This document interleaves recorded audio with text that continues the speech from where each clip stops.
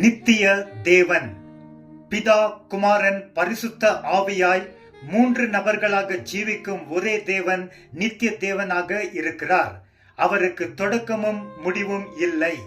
தானியேல் 7:9, 13, 21 வசனங்களில் அவர் நீண்ட ஆயுசு உள்ளவர் என்று வாசிக்கிறோம்.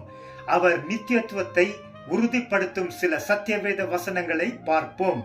தேவன் உரைத்தார், நான் என் கையை வானத்திற்கு நேராக உயர்த்தி நான் என்றென்றைக்கும் உயிரோடு இருக்கிறவர் என்கிறேன். உபாகமம் 32:40.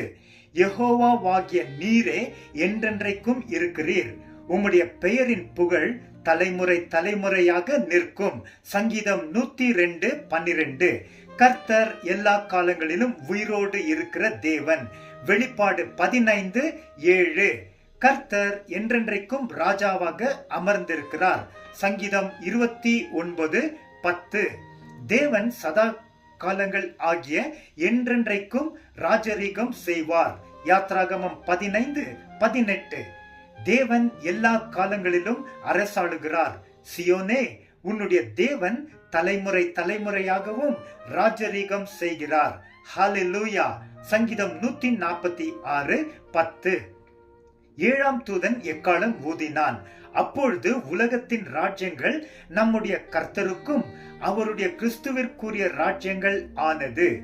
அவர் எல்லா காலங்களிலும் ராஜ்யங்களை ஆளுவார் என்ற சத்தங்கள் வானத்தில் உண்டானது. வெளிப்பாடு 11:15. அநாதி தேவனே உனக்கு அடைக்கலம், அவருடைய நித்திய புயங்கள் உனக்கு ஆதாரம். உபாகமம் 33:27. இயேசு கிறிஸ்து என்றென்றைக்கும் நிலைத்திருக்கிறதினால் அவருடைய ஆசாரியத்துவம் என்றும் மாறாதது. அவர் எப்போதும் உயிரோடு இருக்கிறவர். எபிரேயர் 7:24-25. நம்மில் வாழ்ந்து நம்மை நடத்தும் பரிசுத்த ஆவி நித்திய ஆவி ஆனவர். எபிரேயர் 9:14.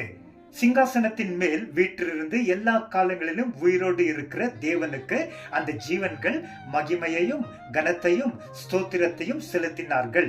வெளிப்பாடு 4:9.